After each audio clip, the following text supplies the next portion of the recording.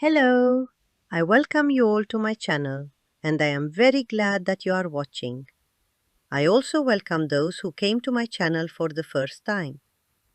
Today I will tell you another story where you can guess whether it is reality or a legend. Therefore, please read the comments only after watching to avoid spoiling the ending. So sit back and enjoy my storytelling. I will be very happy for a potential like and subscription, but you will help me the most by sharing. The year was December 1650, and Anne Green was a 22-year-old ordinary girl, a young maid working as a kitchen hand in the house of Sir Thomas Reed in Dun Tew, approximately 25 kilometers from Oxford. Sir Thomas Reed was a wealthy nobleman and a judge. In Dun Tew, he owned a manor estate, Manor House, which is a listed heritage building today. He had a grandson, Geoffrey, a young nobleman, with whom Anne became pregnant. Geoffrey, of course, did not claim the child. Anne unfortunately gave birth prematurely in the 18th week due to heavy physical labor. The child was born unviable, but the laws of that time were ruthless. If a maid concealed the birth and the child did not survive, it was automatically treated as a capital crime, even though it was a natural, albeit tragic end. Anne was therefore sent to the gallows on the 14th of December. The one who fought the most for the punishment to be carried out was mainly Thomas Reed.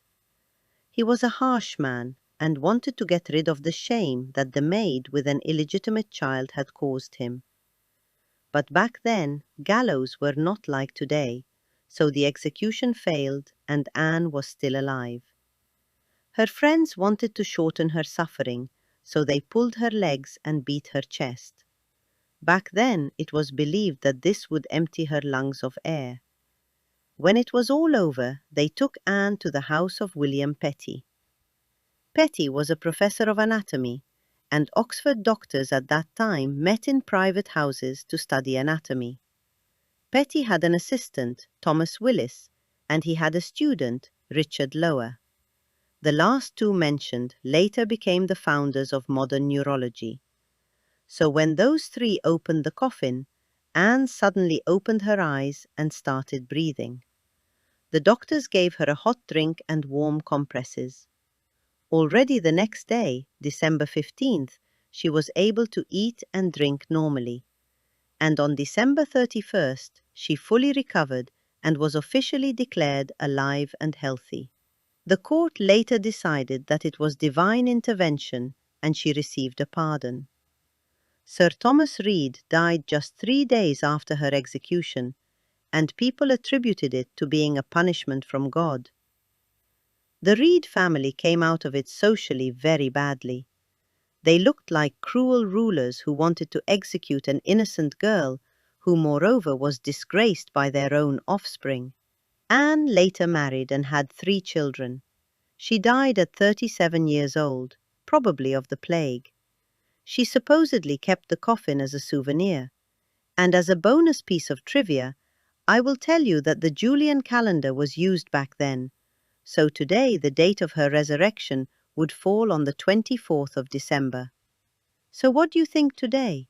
Was it a stroke of fate or just a wild imagination of our ancestors? I will give you a moment to think.